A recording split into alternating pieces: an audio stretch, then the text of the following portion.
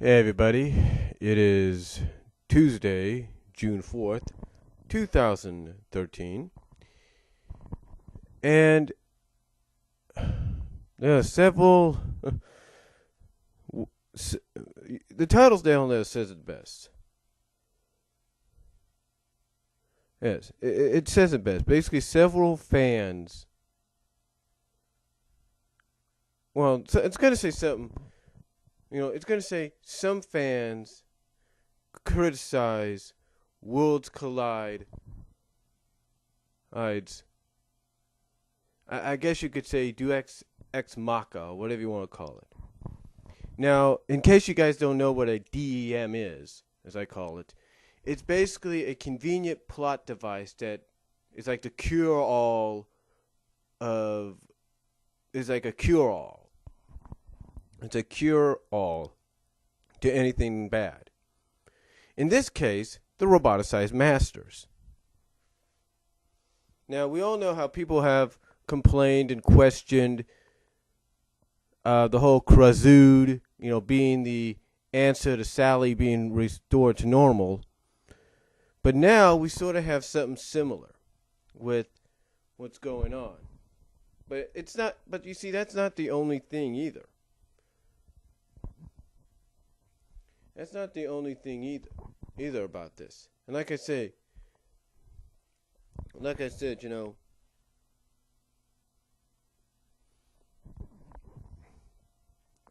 it's not the only thing either. Because it's going to say fans criticize Worlds Collide, Deus Ex Machina, plus, and I'll say in the description, more. Well, basically,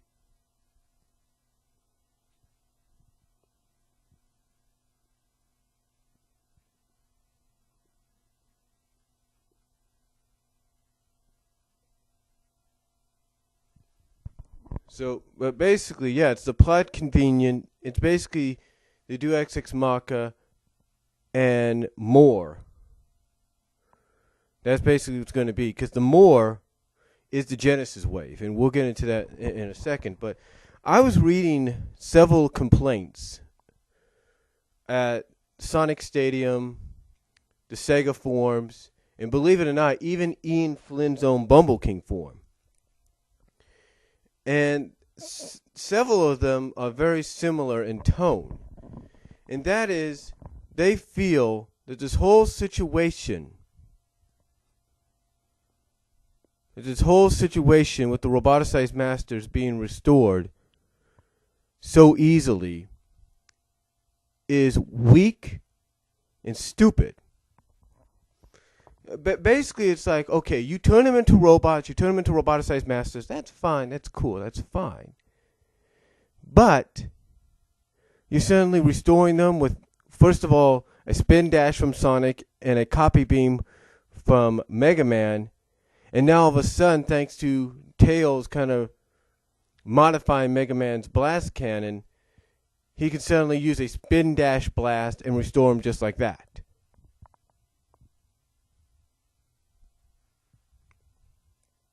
And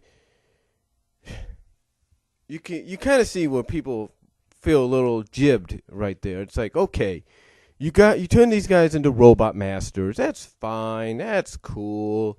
That's great. You're even doing something, that's cool. That's great. But all of a sudden, they get restored. I mean, this is what I was talking about with the positive about the Worlds Collide in my discussions of Worlds Collide. You basically advertise that all the characters are going to meet each other, and yet, majority of the time, all the characters are roboticized masters. And I can understand that. I can understand what people would feel. I can like I said, I can understand the fact that you had to give more threats for Mega Man and all that, more of an obstacle kind of deal. Now, here's the thing, though. Here's the thing. Do you not see where some fans are coming from with this? It's basically the fact It's basically the fact that all it takes is one blast now for Mega Man to restore them. And it's like, okay, they were roboticized masters. Pew! Whoop, they're normal again. And it's like, where... it's like, why make it so simple? Why make it so simple, if not simplicity? I mean, to them, some of these fans just basically feel that Ian has taken the cheap way out here and not really given this much thought. Well, again, one can understand where they're coming from. One can understand where they're coming from, but then again, on the other side of things, people can say, well, you have to realize like this. People can be like, well, yeah, it is simple. Yeah, it is a DAM, a Deus Ex Machina, if you will. Yeah, it is a cop-out and all that, but get this.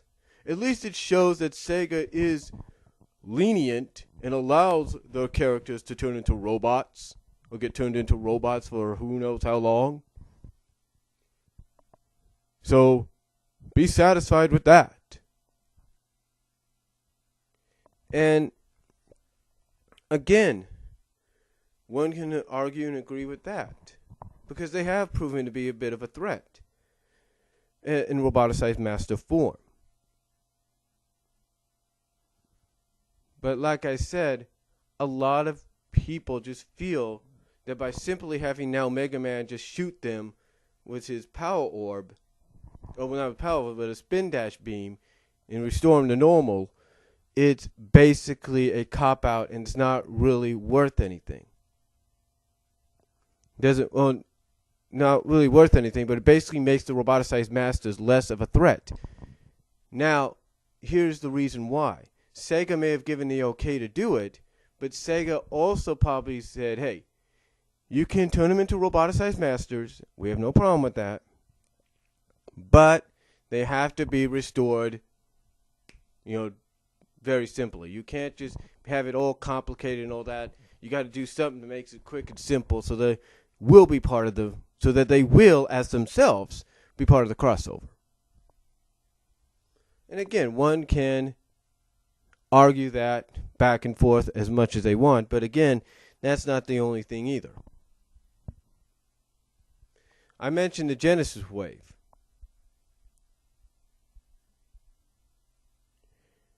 And basically about 27 hours ago, someone was talking about it. And this is what this individual has to say, and I quote, about the Genesis wave. And this person's not the only one, but this is what they said, and I quote. This is basically this individual, and again, I quote what they said 27 hours ago. So this is something that came to me in another discussion with a Ian Flynn supporter. I love it when that happens, and it's another rant where I will tackle more than one topic. And this is what they talk about with Genesis. Now, this is them on the Genesis waves. So first up, we have the Genesis waves. The Genesis wave was introduced in 225 as a way to comply with Sega's demands for a 20th anniversary special without completely butt-fuckering, excuse my language, or their language, excuse mine and their language, completely butt-fuckering the continuity. Of course, at the same time, it completely overpowered both the Chaos Emerald and Eggman's intelligence. So, a mixed bag. Of course, this can basically be renamed as the quote-unquote retcon beam, because that's what it does. These things not only create mini pocket zones and do fancy interdimensional bullcrap, but they also change things, like somehow waking up the 3 wizards that became Naugus, even though his mind is a mix of theirs. So them coming back should have killed Naugus's mind. And it's most likely going to be part of the excuse for why Sally's completely different in appearance, and why all the Penders characters have gone, whether they are replaced by suspiciously similar substitutes or not remains to be seen.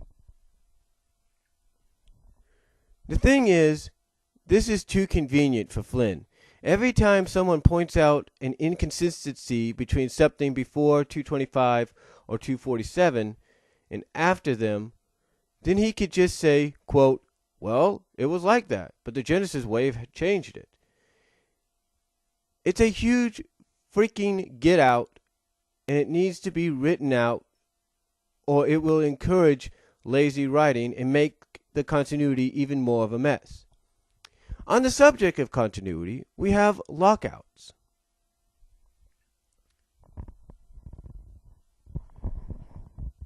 A continuity lockout is what happens when a series becomes too long-running and complex for new readers to get into. It's why Marvel, DC, and so on occasionally have a massive full continuity reboot. However, it is possible for one to occur within a longer-running story arc. It's the reason why storylines about brainwashed heroes should be kept shorter, as the Retcroc let's see, RHETORIC, as the Retcroc says, every comic is someone's first. In using Mecha Sally as an example, a new reader to the comic will be wondering who this Mecha Sally character is, why the heroes haven't just destroyed her like any other robot, why is Sonic trying, supposedly, to rescue her, and what the hell is going on with her? Now this sort of plot is easier to deal with in TV shows, with the break between seasons. For example, in the last episode of Season 1 of Transformers Prime, Optimus unleashes the power of the Matrix of leadership to stop Unicron, as can be expected. However, it also erases his memory, back to a time before the war, before he was anything more than a librarian named Orion Pax. And most importantly, before his friend Megatron turned into a colossal asshole and removed the last two letters of his name. Or Megatronus turned into a colossal asshole and removed the last two letters of his name. The result is that Megatron is able to dupe Prime into thinking that the Autobots are the villains. This was all fixed in the first 3 episodes of Season 2. But because of the gap between Season 1 and 2, it seemed a lot longer, which is a pretty clever way of doing it without the lockout.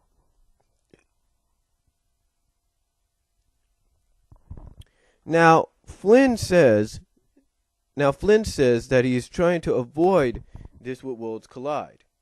And this is the whole reason that Mecha Sally and the relevant Archie Sonic cast are absent, while the irrelevant Sega characters like Blaze and Shadow are still there.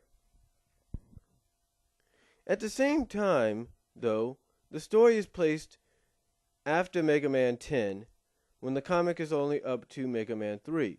Why? According to the man himself, for the purpose of continuity nods, gags, and cameos. According to the man himself, for the purpose of continuity nods, gags, and cameos. You know, that thing that is to Flynn what spotlights are to Steven Spielberg. The thing is, if you're going to cut out one series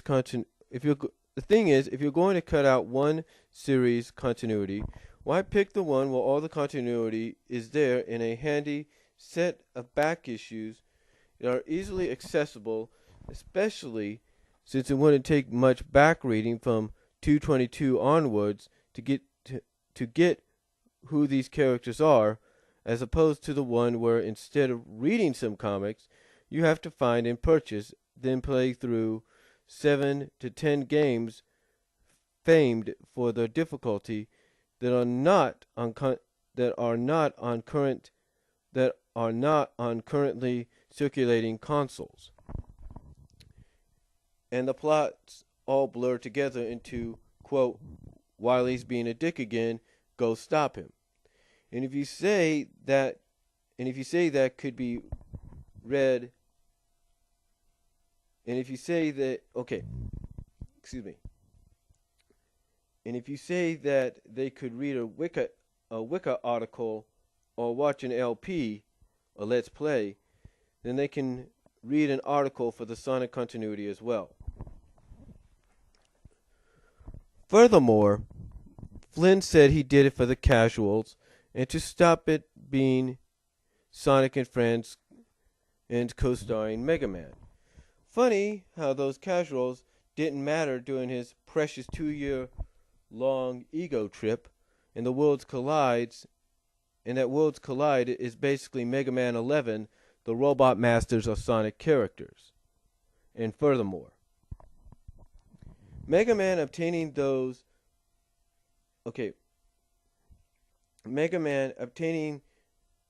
aren't Tails the fucking Wings Man's weapons has rendered Sonic himself little more than a tag-along sidekick.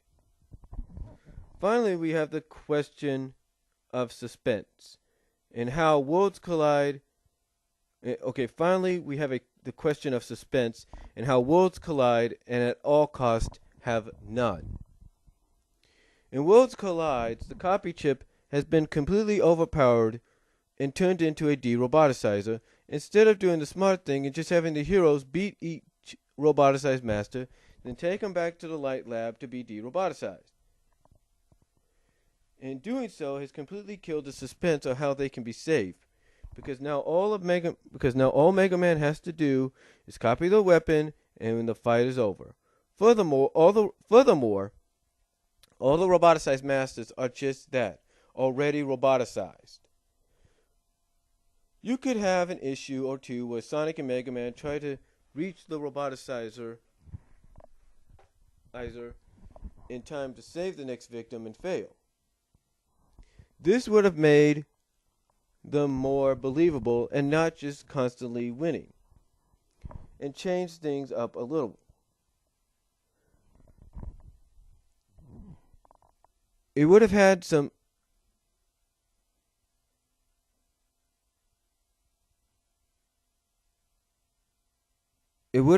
actual tension, and you could have had those aren't Tails, the fucking Wings Man, be the 8th roboticized master, keeping the suspense as to how to fix him going a bit longer instead of revealing it before we get a third of the way. In, and prevent Blaze from showing up and causing a continuity headache.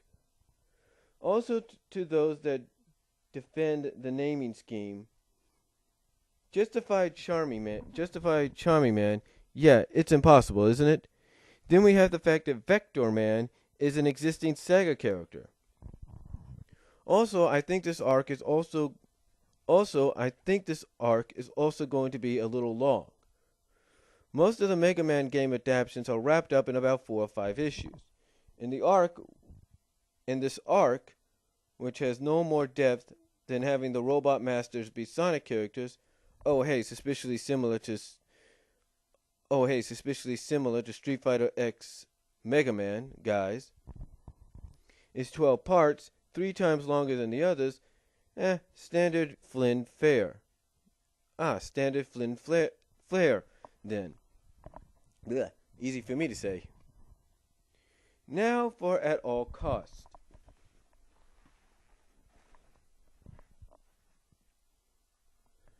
Now, At All Cost is basically a rehash of the opening of the Mecha Sally arc.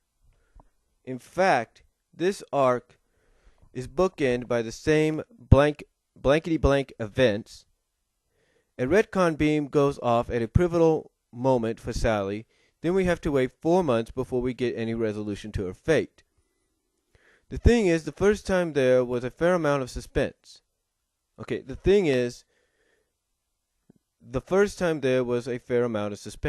Well, Sally dying for real was never likely.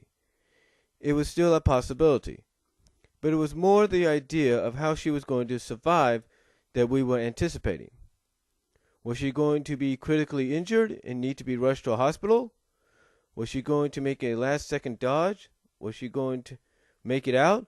And if so, how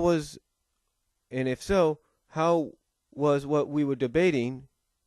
Oh, and if so, how was what we were debating? Furthermore, Sonic was interacting with Sally during Genesis and remembering what happened to her.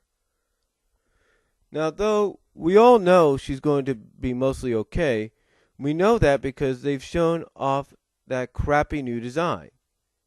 Sonic doesn't even seem to know about Sally. If he does, then he's certainly not concerned about her. Then again, we kind of expect that with Sonic now. So we have no foreshadowing or reminders.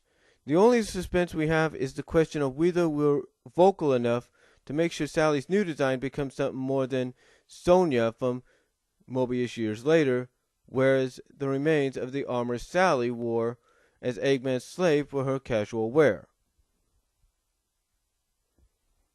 And if she ends up being stuck looking like a constant reminder of the terrible story for the rest of the run, or until the next time a retcon beam goes off. I never would have expected that a comic could be this bad without it being deliberate, but I guess I must be wrong. I hope I'm wrong. And that was from a fan. I'll provide a link if you would like it down below. But, speaking of the Genesis wave, here's what's funny about this. Now, I mentioned that some fans don't like the fact that the DAM, the Deus Ex Machina, if you will, was first of all a copy chip